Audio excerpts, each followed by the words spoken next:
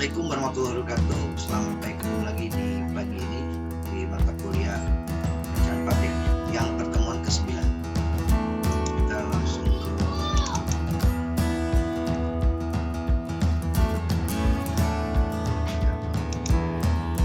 waktu yang lalu kita bicara tentang organisasi. Sekarang kita kalau desk dan job spec itu nanti sudah dibicarakan di mata kuliah tata letak pabrik. Kemudian di remuneration juga atau penggajian juga sistem penggajian sudah dibahas di mata kuliah tata letak pabrik nanti yang sudah itu kemarin ya. Nah, sekarang bagian rekrutmen proses, ini jatahnya perencanaan pabrik. Dalam proses rekrutmen proses ini kita harus memahami secara umum sebuah HRD itu akan melakukan rekrutmen itu pertama yang dilakukan adalah menemukan dulu apa sih kebutuhan dari karyawan ini yang akan dibutuhkan. Biasanya dikonsultasikan dulu kepada si divisi yang dibutuhkan. HRD itu sebenarnya semacam hub aja atau portal atau divisi yang melayani departemen-departemen di pabrik itu, di industri tersebut. Contoh misalnya di industri bagian produksi itu orang, contoh misalnya orang bagian stasiun kerja X misalnya, stasiun kerja misalnya drilling. Nah, si orang HRD itu akan biasanya buat semacam formulir dilempar kepada departemen untuk misalnya rencana kebutuhan tenaga kerja sekian tanggal misalnya bulan ini butuh sekian orang, sekian orang. Baru kemudian dijabarkan kebutuhannya itu harus apa nih, speknya, jabatan tugasnya apa aja. Kemudian dijabarkan oleh si permintaannya. Itu fungsinya apa, sebagai apa, tugas tanggung jawabnya apa dan sebagainya. Terus kemudian spesifikasinya apa, misalnya lulusan SMA, S1, jurusan apa dan sebagainya. Terus kemudian misalnya bisa juga ditambahkan karakter yang dibutuhkan seperti apa, ngapain aja dan sebagainya. Ini adalah dalam rangka untuk melakukan divine requirement, menemukan atau mendefinisikan kira-kira requirement yang dibutuhkan oleh departemen itu apa aja sih sebenarnya. Makanya butuh pendalaman, culture di budaya yang di sana, job fitnya, kira-kira pekerjaan yang pas itu untuk gimana dan bagaimana pendeliverian atau misalnya bidang logistik dan sebagainya. Nah, setelah itu tahap kedua adalah resource kandidat. Dari HRD itu dia harus mencari kira-kira model yang seperti ini dicari di mana aja sih. Bisa melalui langsung ke perguruan tinggi, bisa ke SMK, bisa langsung ke SMK, bisa ke melalui dibuka lowongan lamaran kerja, kemudian orang pada daftar, kemudian bisa juga dengan platform requirement atau rekrutmen, platform digital rekrutmen, misalnya semacam JobsDB, apalagi ya, dan lainnya itu banyak tuh platform lamaran kerja itu. Dia bisanya kerjasama, minta orang-orang. Nah, data-data yang dikumpulkan tersebut dikaji, diseleksi mana yang cocok. Nah, itu melakukan deep networking atau industry expertise. Bisa juga kita cari orang-orang yang menemukan yang seperti itu di mana aja sih, daerah mana, atau misalnya dengan jaringan-jaringan tertentu. Bisa juga ada beberapa LSM yang bisa mencarikan tolong yang seperti jadi kayak perusahaan pencari tenaga kerja. Nah, itu juga bisa. Dan kemudian baru setelah menerima tersebut, baru dilakukan screening melalui interview, tes yang lebih kandidat itu di tes yang lain supaya mendapatkan gambaran, oh orang yang dimau oleh departemen itu adalah yang ini yang cocok nih. Dari sekian itu banyak, dari 1.000 orang jadi sekian orang, akhirnya terpilihlah satu atau berapa orang yang menjadi kandidat untuk dipertemukan dengan si usernya. Nah, sebelum ke sana biasanya dilakukan in-depth assessment atau kajian, mengkaji orang ini seperti apa lebih dalam lagi. Bisa melalui online assessment atau behavior interview, melalui interview, sehingga kita bisa tahu, oh karakternya gini, kemungkinan gimana, resikonya seperti apa kalau kita rekrut. Baru kalau refer top kandidat, baru dari sekian banyak ini, yang paling top ini, baru kita hubungkan dengan si user, partner with hiring leaders. Jadi siapa yang memimpin itu akan dipertemukan, refer to top kandidat ya. Nanti bagaimana wawancaranya, cocok apa enggak, setelah oke cocok, baru kita negosiasi biaya atau gajinya seperti apa, fasilitasnya apa, itu di sini. Ya. Kalau level-level tertentu pasti berbeda dengan cara pencarian orang yang level di bawah sama orang yang top leader itu adalah pasti jalurnya pasti berbeda, artinya pencariannya bekerja sama dengan, kan ada sebuah perusahaan juga yang memang khusus untuk pencarian top leadernya. Jadi pencarian top leadernya itu ada jalur yang perusahaan yang bonafit yang bisa mencari orang-orang leadernya. Secara umum seperti itu. Nah, tetapi secara lebih detail lagi, sebenarnya sebelum dia melakukan melakukan perekrutan itu, job openingnya dari departemen, job opening saya butuh orang apa gitu, pekerjaannya apa. Nah, baru kita harusnya dapat masukan workforce-nya, tenaga kerja, perencanaan tenaga kerjanya harus ada berdasarkan analisa, job analisis tadi. Analisis seperti apa sih? Terus kemudian baru kita cari eksternal partnernya, jadi orang lain yang aku mencarikan bisa juga di partner. Job deskripsinya harus jelas juga. Jadi kalau kita mau cari kerja harus jelas job analisisnya dan job deskripsinya. Setelah itu baru kita mengidentifikasikan kandidatnya. Kandidatnya seperti apa sih? Terus kemudian bagaimana engaging kandidatnya, bagaimana menawarkan supaya dia mau untuk tertarik untuk melamar dengan kita.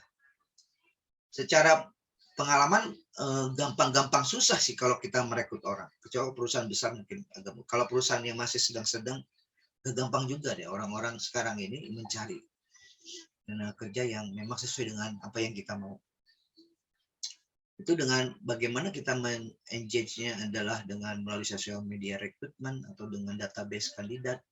Database biasanya HRD itu punya database juga. Orang melamar disimpan, kemudian kalau dibutuhkan baru kita cari itu database yang ada di kita. Kalau tidak ketemu juga, cari minta bantuan orang lain atau perusahaan lain untuk mencarikan kandidat yang kita mau. Setelah kita sudah terima, baru kita interview kandidatnya. Atau bisa juga dengan melakukan interviewnya melalui telepon, screening melalui telepon. Kalau sekarang lagi pandemic seperti pakai telepon. Tapi kalau misalnya enggak, ya ketemuan on-site interview.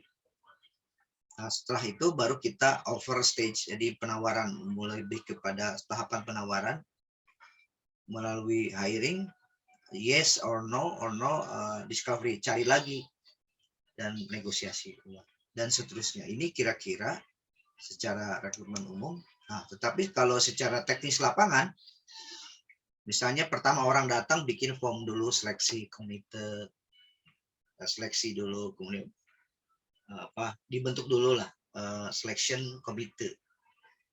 Kemudian ada setelah dapat orangnya review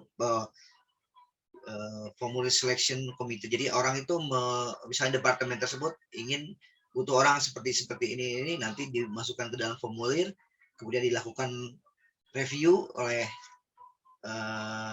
orang-orang tertentu untuk melakukan pendeskripsian dari posisi tersebut. Setelah itu baru kita advertising atau melebarkan, mempromosikan kepada orang-orang, jaringan-jaringan kebutuhan tenaga kerja. Keempat adalah receive application, jadi menerima lamaran-lamaran kerja. Kemudian kita setiap lamaran kerja kita lakukan skor atau kita pilih mana yang paling cocok dengan yang dibutuhkan, sehingga mendapatkanlah shortlist atau daftar lebih pendek lagi dari sekian ribu cuma 100 misalnya. Kelima adalah notify and arrange interview, melakukan mengundang orang-orang yang akan kita interview, kemudian kapan mau interviewnya, kemudian hasil dari interview, pertanyaan-pertanyaan interview tersebut, kemudian kita ini compile interview question, artinya kita menuliskan kira-kira pertanyaan apa saja yang harus ditanyakan sebagai standar dari para interviewer. Kemudian baru kita conduct interview, melakukan kegiatan interviewnya, baru kita skor nilainya, baru kita seleksi. Dari seleksi itu cek reference dan reference. Bahkan di beberapa lamaran-lamaran itu kan ada ijazah, ada apa itu kan, itu bisa kita lakukan. Saya pernah, kebetulan saya memang dulu itu menjadi salah satu GM, General Manager bidang HRD, lebih tepatnya ke HSC, Human Capital ya, HC, itu melakukan rekrutmen, itu menemukan lamaran, jadi berdasarkan rekomendasi, kan referensi juga ada rekomendasi dari si A, oke, saya rekrut, kita ambil. Tapi kok ada aneh ya, misalnya, kok si sertifikatnya kok begini, tolong dicek. Nah, itu cek kepada kampusnya langsung. Kalau itu ada lamaran, kok ada aneh sih sertifikatnya, tolong cek ke ini, kebetulan dia ngakunya lulusan UI. Kebetulan saya kan lulusan UI dan anak buah saya lulusan UI juga. Tolong cek ke administrasi ke sana. Ternyata pas dicek nomornya bukan atas nama orang tersebut. Saya kasih tahu ke orang yang merekomend. Si itu mau nipu, saya bilang gitu. Ini nggak boleh karena pakai ijazah palsu. Akhirnya dia terus malu sendiri. Baru kita melakukan mengundang secara notify formally, jadi secara resmi untuk mengundang untuk dilakukan interview yang lebih dalam lagi. Nah, kalau kita lihat secara mendalam, baru kita koleksi itu, kita screening, baru kita interview.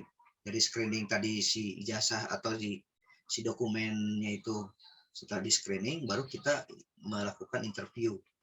Orang sudah datang ke tempat kita interview, atau sebenarnya bisa tes dulu baru interview, atau kebaliklah, tergantung di lapangan. Bisa interview dulu atau tes. Ya, sebenarnya interview sama tes itu sesuatu yang bukan berarti setelah interview lulus baru tes. Tapi bisa jadi, atau bisa jadi berbarengan, interview sama tes itu satu paralel ya, bukan bentuk seri.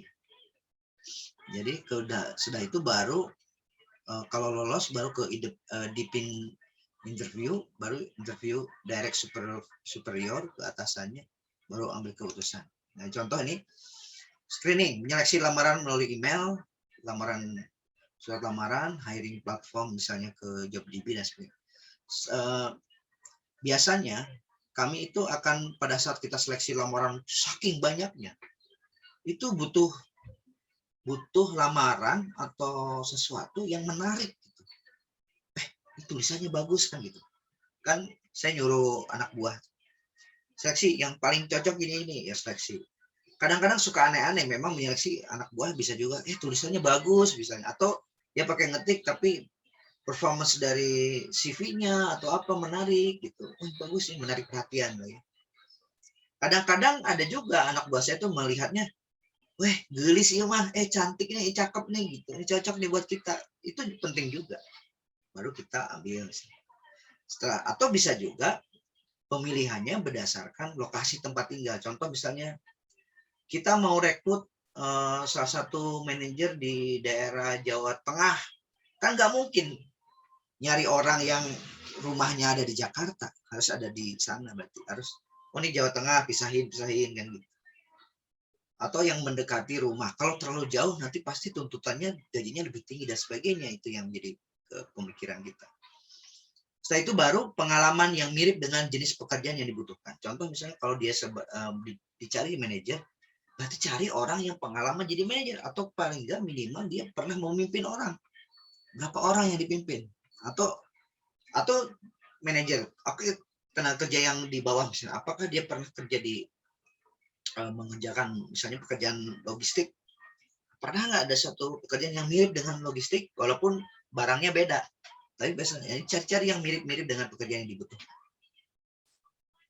Keempat, bisa jadi kita memilih yang memang sekolah atau kampus sebelumnya. Terkadang perekrutmen juga punya, ya dibawa, contoh misalnya anak buah saya atau apa, itu kan bisa juga melakukan pencarian yang satu kampus sama dia gitu kan, bisa, itu kan Allahu alam, atau cari-cari yang lain gitu ya, yang mirip kampus yang dulu. Tapi itu sekarang udah mulai hilang yang kayak gitu-gitu. Kalau zaman dulu masih satu kampus, dari di atasnya ITB, kesininya ITB, UI semua, Untak, dari Untak sini Untak semua gitu. Tapi itu bisa lakukan sebenarnya kalau kita Untak ini punya ikatan alumni Untak yang sangat kuat, dan itu bisa membanggakan Untak sendiri. Si ikatan alumni ini punya apa namanya? Punya tanggung jawab secara moral untuk menarik adik-adik kelasnya ke depan. Harusnya memang Untak ke depan harus punya ikatan alumni yang bagus, ya, supaya bisa menarik anggota-anggota atau adik-adik kelasnya ke depan. Bisa jadi adalah karena asal daerah atau suku.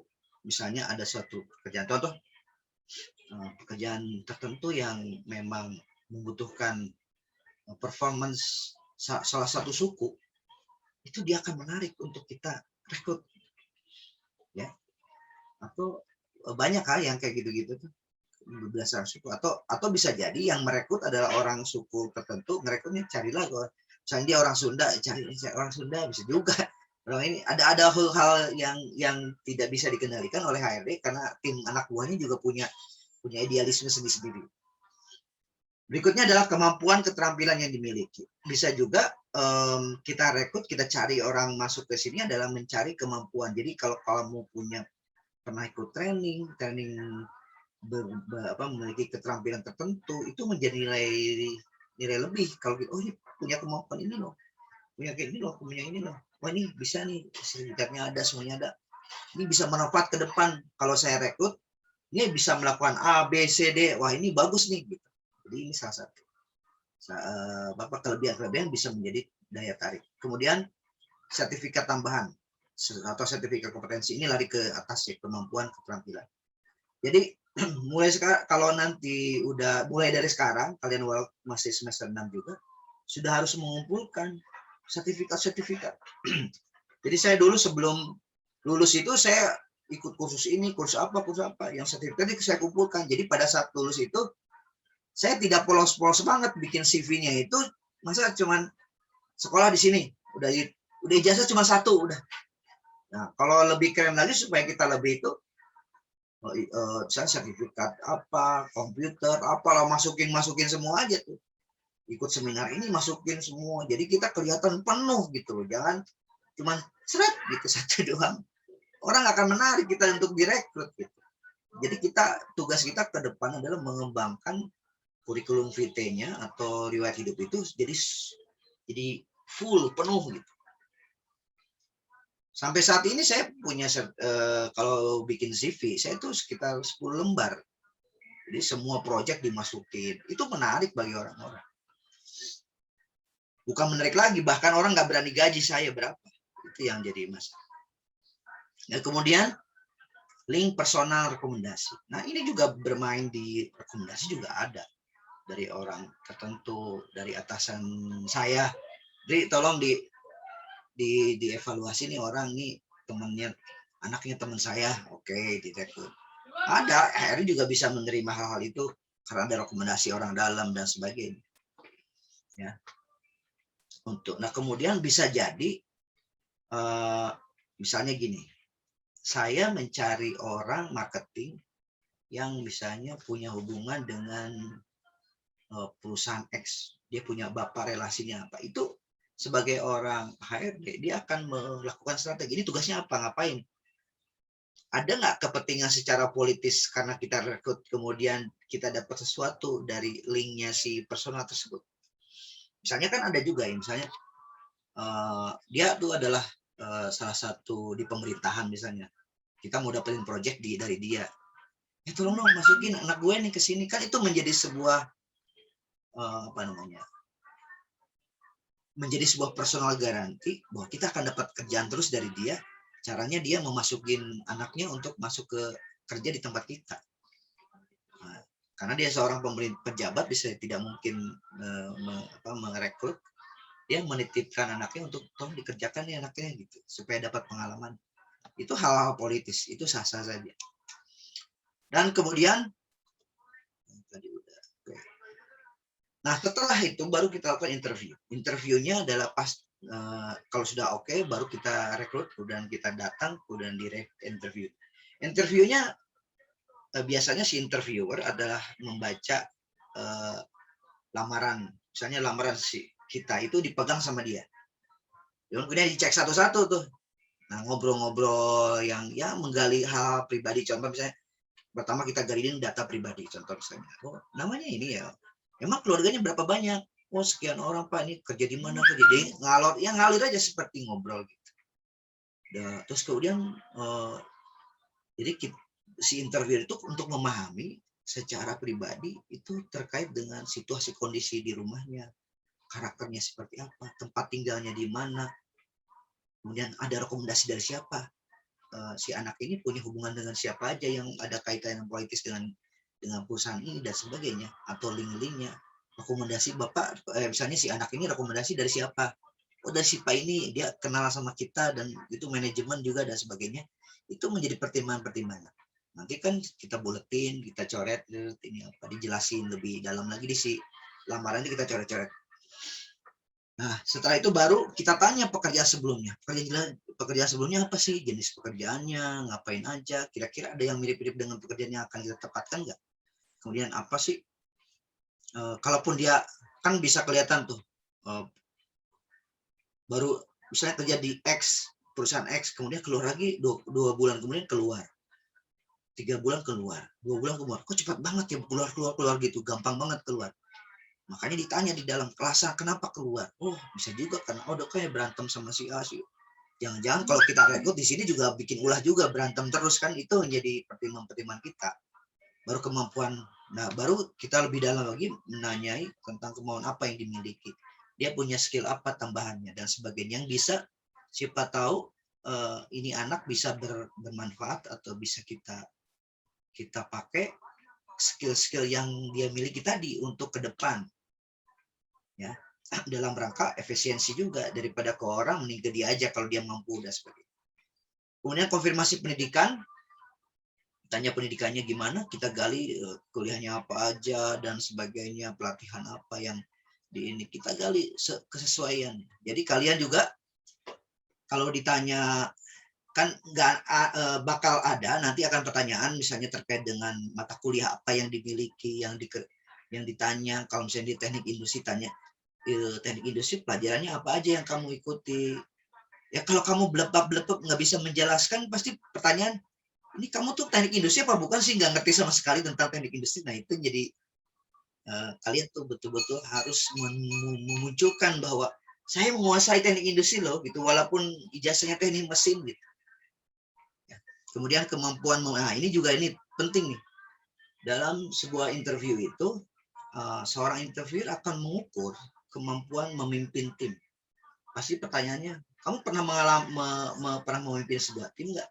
Oh pernah Pak, ceritain aja. Misalnya dulu saya punya di kampung saya bikin acara 17 Agustusan, kita bikin tim segala macam. Ceritakan aja bahwa saya mampu membuat pengalaman menjadi pemimpin. Pertanyaannya, berapa yang kamu pimpin, berapa orang, kan gitu. Ada 2 orang, 3 orang. apapun itu yang kamu harus ceritakan gitu. Ya, kalau bisa memang mulai dari sekarang harus melatih diri untuk menjadi pemimpin, karena pasti akan menjadi ukuran bagi perusahaan. Interviewer itu akan melihat, ini ke depan kalau saya rekrutmen menjadi seorang anak buah dulu lah, tapi ke depan punya potensi menjadi pemimpin nih, misalnya. Kalau apa-apa nanti juga dikaji dulu, pemimpinnya itu pemimpin cuma ngomong doang atau memang dia aplikator juga.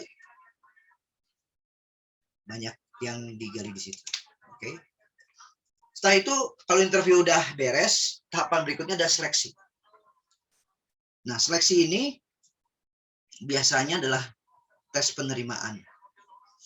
Tes penerimaan bisa macam-macam tesnya, tes tentang pengetahuan umum, tentang matematik, tentang hitungan-hitungan, tentang jadi kemampuan kognitif, kemampuan bahasa, komunikasi, itu kan dites semua secara umum. Kemudian tes fisiologi, ya, tentang bagaimana karakternya dia bisa kebaca. Dan tes kesehatan. Ya, tes kesehatan. Tapi ada juga yang nggak perlu pakai tes kesehatan. Kenapa harus pakai tes kesehatan? Karena akan mendeteksi kira-kira orang yang penyakitan nggak akan direkrut. Oh, ini banyak nih, potensi banyak nih. Nanti kan jadi beban perusahaan nih kalau misalnya. Tapi kalau udah ada asuransi sih nggak ada masalah ya. Cuma kan beberapa asuransi juga punya batasan-batasan tertentu. Apakah penyakit tertentu di cover apa tidak. Dan juga kemampuan, kalau ditekankan kadang-kadang ada orang itu punya tes psikometriknya.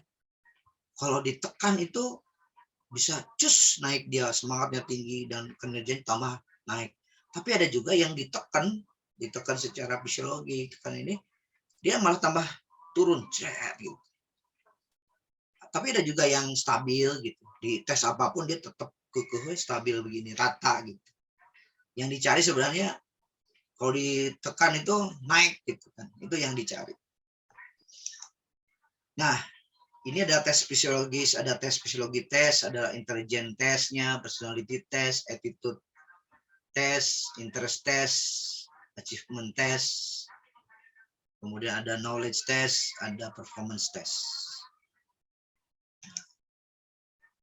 Setelah oke lulus dari situ kemudian dirangkum baru ke dependent interview atau adalah memiliki tujuan pertama mengkonfirmasi hasil tes.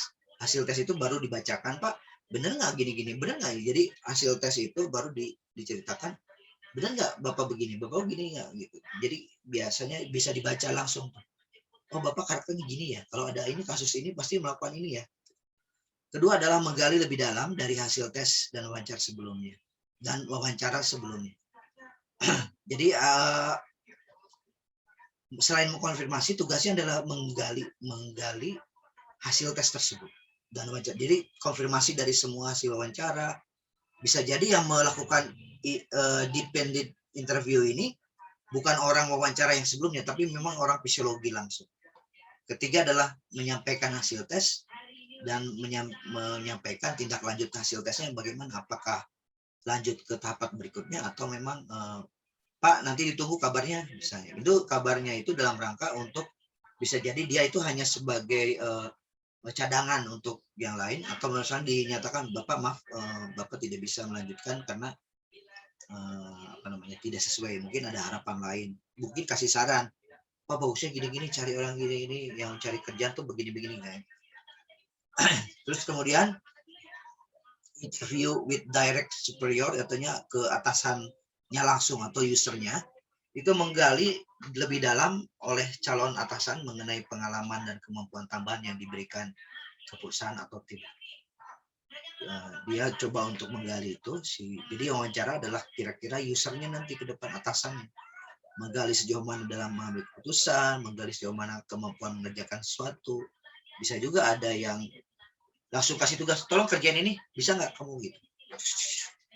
Kemudian menggali sejauh mana berkomunikasi dengan pemimpin dan tim, sejauh mana kecocokan dengan calon atasan, kemudian memilih karyawan yang cocok menurut si pengguna atau atasan. Nah, ini adalah interview with direct superior.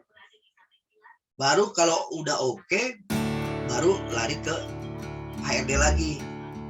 Itu lebih kepada negosiasi informasi ataupun tidak melakukan negosiasi, langsung informasi, Bapak gajinya segini, ini gajinya pokok, insentifnya apa, fasilitasnya apa, setuju? Oke. Kalau tidak setuju, maunya apa?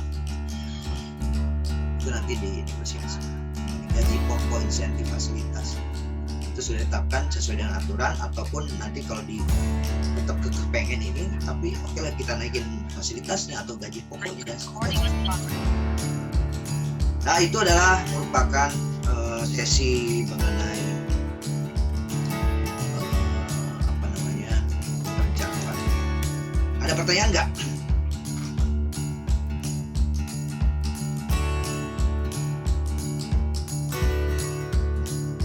Halo?